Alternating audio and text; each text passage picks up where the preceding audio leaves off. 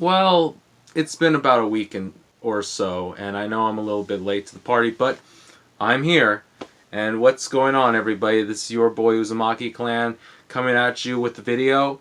And today I'm going to be finishing a discussion I had about a week and a half ago, which was my thoughts on It Chapter 2. The reason this is a two-parter is because I wanted to give it a few days to try to summarize, well, not summarize, but try to give you guys my initial thoughts on how I feel about the film after looking back at it for a while. And to be quite honest, I still stick to what I said in my previous video on how I felt about the film. Now, I've had a lot of people who I've talked to about this film on Twitter and on Instagram, and a lot of people have complained saying that this film is too long, saying that the pacing was dreadful, that the acting wasn't up to their expectations, and I totally disagree with all of those things that initially fans, well, what audiences are saying when it comes to the film. Now, the first one I want to touch on is the fact that the film is almost 3 hours long. And I'm sorry to tell you this to the people who complained or whined saying that it's way too long. Okay, let me just tell you something. Okay, you have a book that is as wide and as long as a freaking Bible, and you expect for them to have this much content in only an hour and a half? Is that really?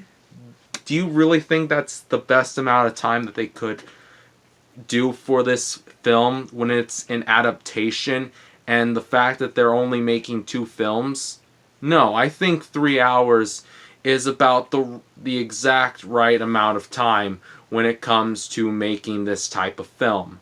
Another thing is discussing the actors and how they felt around the characters. And a lot of people think that Richie was the only one who was getting focused on when it came to the second part. I totally disagree with that. In fact, I think that the first, if you were complaining about the first film, then yeah, I totally agree. The problem with the first film is that there were only a handful of characters who you really got to know within the first film.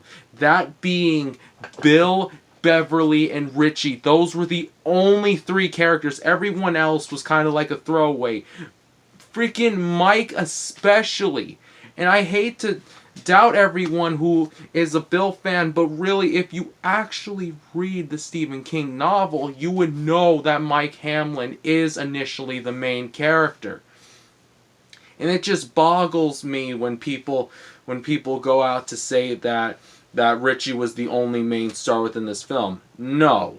This film gave you all of the characters the right amount of time for them to develop within the second film. In fact, I think that they handled the characters a lot better in this film than they did with the previous one. With the previous one, they were only sticking to the main concept, that being it, and the story of Bill officially defeating it.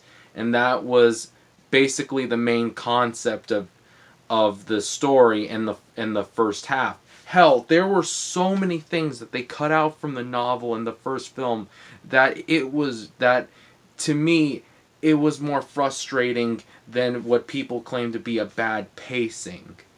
Especially the fact that they had to cut out Patrick Hodgstagger, who is a very important character within the novel, mind you, to get killed off in less than 10 minutes. So, yes, after looking back at the film, I honestly have to say that this was probably one of his best adaptations that King has ever received in most recent years. Now, I know that a lot of people are hyped for the upcoming film Doctor Sleep. As for me, I have mixed feelings when it comes to this film, because this is not following the from my understanding, this is not following the Stephen King novel. This is following the Stanley Kubrick film. Um, so knowing the fact that this is a Kubrick film, it kind of excites me,